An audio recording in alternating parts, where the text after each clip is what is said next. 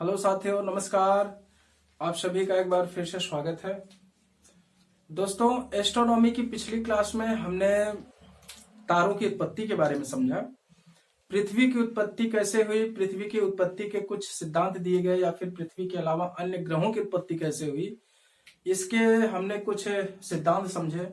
जैसे कि हमने कांट का सिद्धांत समझा, उसके बाद लाप्लास का समझा, चैम्बरलिन का समझा, जीन्स का समझा, और उसके बाद हमने लेलेटन महोदय का सिद्धांत समझा। अब हम आइए आगे देखते हैं सौरमंडल के आगे। सौरमंडल के आगे फिर हम सौरमंडल में, ये हमारा सौरमंडल है। सौरमंडल में हमें पता है कि हमारा सूर्य सबसे पहले है, सूर्य केंद्र में है, और सूर्य के अलावा इसके चारों ओर 8 ग्रह इसके चक्कर लगाते हैं। ये बुध है, शुक्र, पृथ्वी, मंगल, बृहस्पति, शनि, अरुण और वरुण। ये 8 ग्रह इस सूर्य का चक्कर इस तरह से लगाते रहते हैं। तो आइए हम इसके आगे समझते हैं। सबसे पहले हम सन से शुरू करते हैं। सूर्य के बारे में हमने पहले भी ये जाना था कि सूर्य के जो एनर्जी का स्रोत है वो है हाइड्रोजन। हाइड्रोजन को हम सूर्य का ईंधन भी कहते हैं, इसका फ्यूल है ये। और इसके अलावा हमने ये भी जाना था कि ये हाइड्रोजन जो है वो प्लाज्मा अवस्था में पाया जाता है, क्योंकि जहां पे टेम्परेचर बहुत ज्यादा होता है वहां पे वस्तुएं जो है वो प्लाज्मा अवस्था में आ जाती हैं। इसके बाद आइए हम देखते हैं सूर्य की। सबसे पहले हम सूर्य की आंतरिक संरचना का अध्ययन करेंगे। सबसे पहले आंतरिक संरचना, और उसके बाद हम बाह्य संरचना का अध्ययन करेंगे। बाह्य संरचना, सन की आंतरिक संरचना।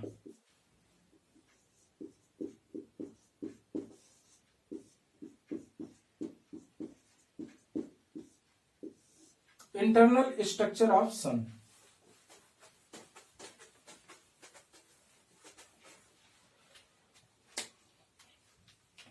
सूर्य की आंतरिक संरचना की अगर हम बात करें तो ये हमारा सूर्य है, और सूर्य के अंदर 3 परत पाई जाती है। 3 परत होती है। इस अंदर वाले परत को हम कोर कहते हैं। इस अंदर वाले परत को हम कोर कहते हैं, और इसके बाद वाली परत को हम कहते हैं रेडिएशन मंडल, रेडिएशन जोन, या फिर विकिरण मंडल इसको हम कहते हैं, विकिरण मंडल।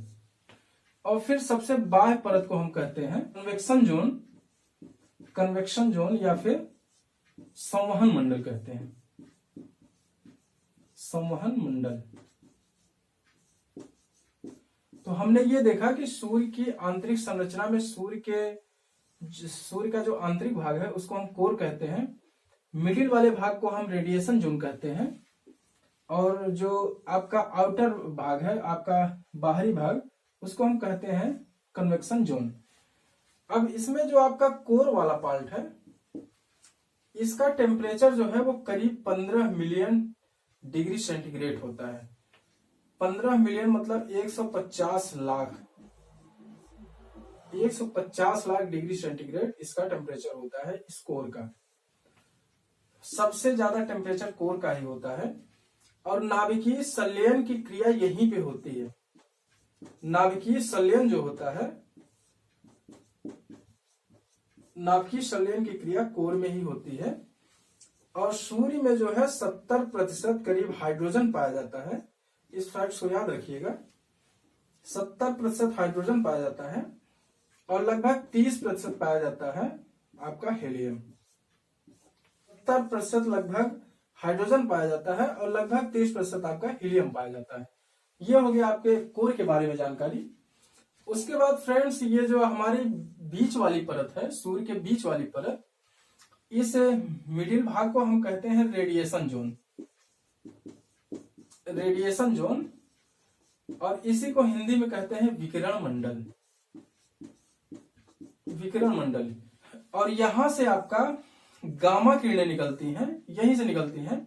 गामा किरणें निकलती हैं जो कि पृथ्वी को नुकसान पहुंचाती है, या हमको भी नुकसान पहुंचाती है। लेकिन पृथ्वी पर उपस्थित ओजोन परत, पृथ्वी के वायुमंडल में उपस्थित ओजोन परत इन किरणों को रोक देता है और हमारी पृथ्वी की रक्षा करता है। और इसके बाद आपका एक्स किरणें भी यहीं से निकलती हैं, जिसको भी, इस किरणों को भी ओजोन परत रोक देता है।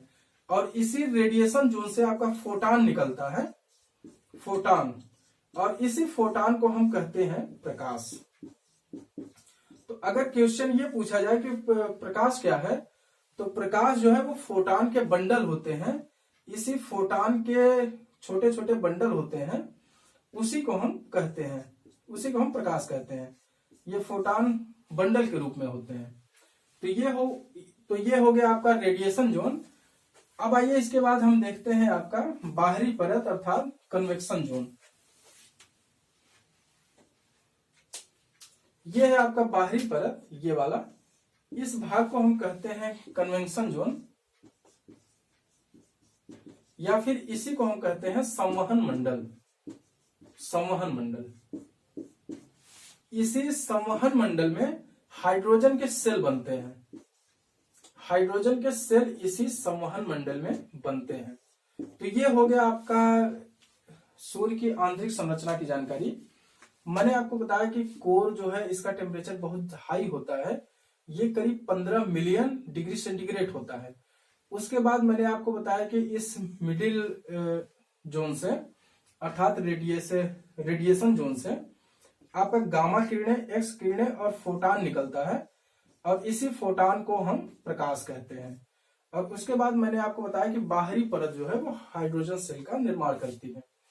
अब आइए हम आगे देखते हैं। ये हाइड्रोजन सेल इस तरह से बनती है, इस तरह से हाइड्रोजन सेल जो है बाहरी परत में ऐसे बनते रहते हैं, ये इस तरह से हाइड्रोजन सेल बनते हैं। अब आइए हम इसके आगे देखते हैं। तो हमने अभी अभी ये देखा कि सूर्य के 3 भाग हैं और बीच वाला भाग अर्थात केंद्र को हमने कोर कहा। इस कोर में जब कभी नाभिकीय संलयन की क्रिया ज्यादा मात्रा में हो जाती है, अर्थात वहां जब हाइड्रोजन हीलियम में बदलता है तो वहां पे विस्फोट होता है। जब ये विस्फोट ज्यादा मात्रा में हो जाए, बहुत ज्यादा विस्फोट हो जाए, तो जब ये विस्फोट बहुत ज्यादा हो जाता है तो यहां से ये जो ज्वाला निकलती है, ये ज्वाला इन तीनों परतों को चीर देती है, और इन तीनों परतों को चीर के बाहर के वातावरण में आके, मतलब ये बाहर निकल जाती है। और जब ये बाहर निकल जाती है ये ज्वाला, तो इसी को हम कहते हैं सौर ज्वाला। इसी को कहा जाता है सौर ज्वाला या फिर सोलर फ्लेम।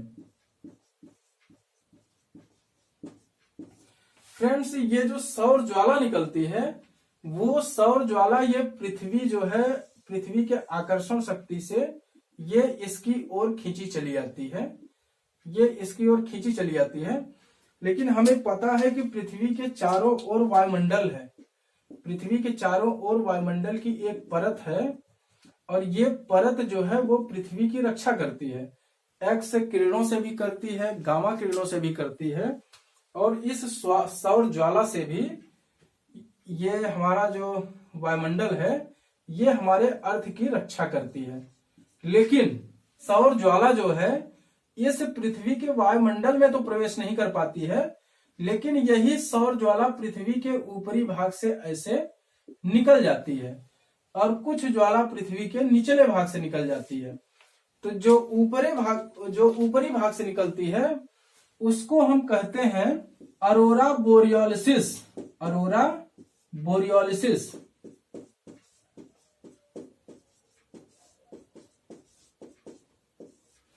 और नीचे वाले भाग को कहते हैं, जो ये सौर फ्लेम है, इस नीचे वाले भाग से जो गुजर के जाता है उसको हम कहते हैं अरोरा ऑस्ट्रियोलिसिस।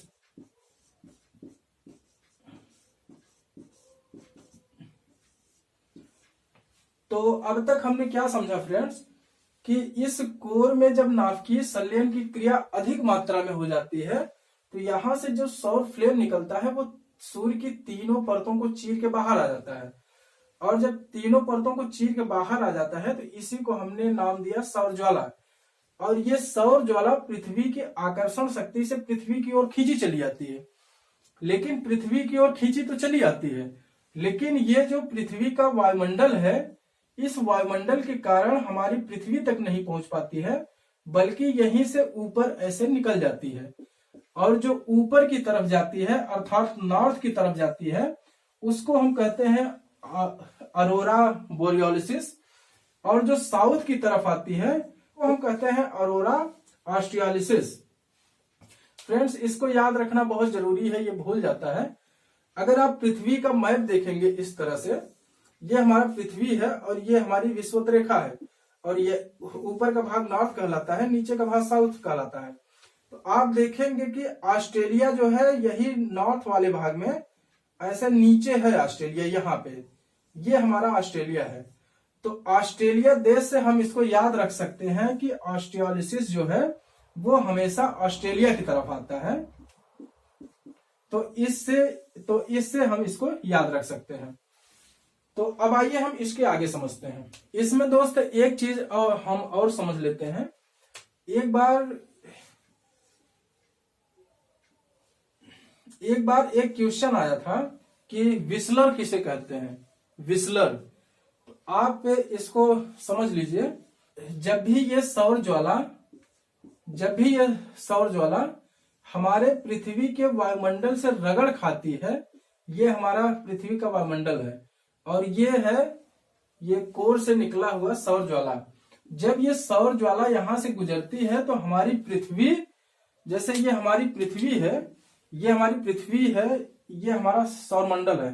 तो जब ऐसे गुजरेगा तो एक प्रकार से रगड़ उत्पन्न होती है। तो जब रगड़ उत्पन्न होती है तो एक सीटी की आवाज आती है, जिसको कि हम कहते हैं विस्लर। तो विस्लर क्या है?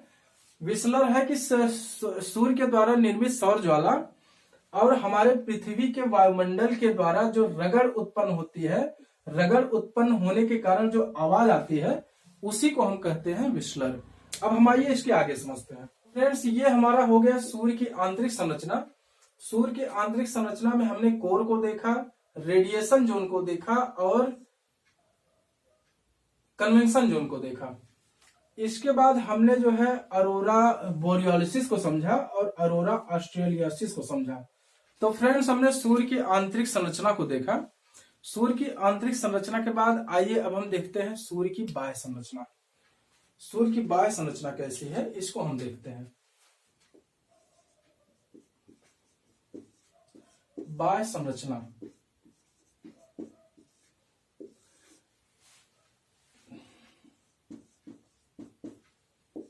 अगर हम सूर्य के बाह्य संरचना की बात करें तो ये हमारा सूर्य है, सन।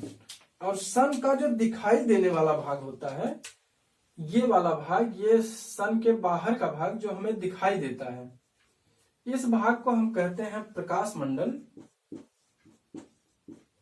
प्रकाश मंडल या फिर इसी को हम कहते हैं फोटोस्फीयर। फोटोस्फीयर। और इसके बाद एक परत और पाई जाती है, इसके बाहर एक परत होती है जिसको कि हम कहते हैं क्रोमोस्फीयर या फिर वर्णमंडल। वर्णमंडल या फिर इसी को हम कहते हैं क्रोमोस्फीयर।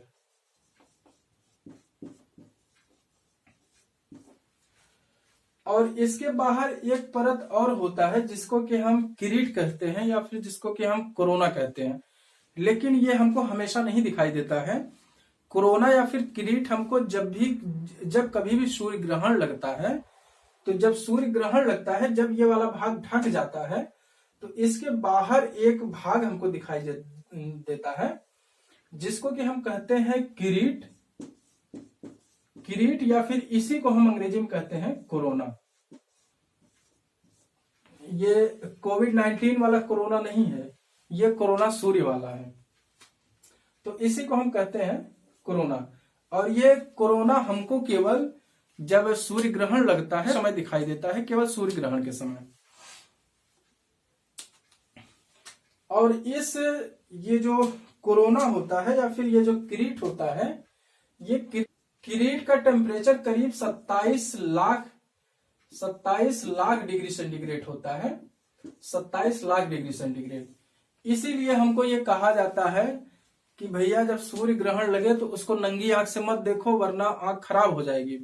क्योंकि भैया इसका ये कोरोना का जो है, ये जो हमारी किरीट है, इसका टेम्परेचर 27 लाख डिग्री होता है। इसलिए लोग हमको मना करते हैं कि इसका जो है, ये सूर्य ग्रहण के समय इसको नंगी आंख से नहीं देखना चाहिए। सूर्य ग्रहण को देखने के लिए कई प्रकार के फिल्म्स आते हैं, और आप ये जो हम लोग एक्सरे करवाते हैं, एक्सरे को मोड़ के भी हम सूर्य ग्रहण को देख सकते हैं। तो ठीक है फ्रेंड्स, ये हो गया आपका सूर्य की आंतरिक और बाह्य संरचना। तो ठीक है फ्रेंड्स, इसके आगे की क्लास हम करते हैं अगले क्लास में। तो आपको ये क्लास कैसी लगी ये हमको मैसेज करके जरूर बताइएगा। और हाँ, इस चैनल से अगर आपको कुछ लाभ हो रहा हो, कुछ अगर आपको मिल रहा हो, तो प्लीज इस चैनल को सब्सक्राइब कर दीजिए और लाइक कर दीजिए और शेयर कर दीजिए। ठीक है फ्रेंड्स, मिलते हैं नेक्स्ट क्लास में। Thank you very much.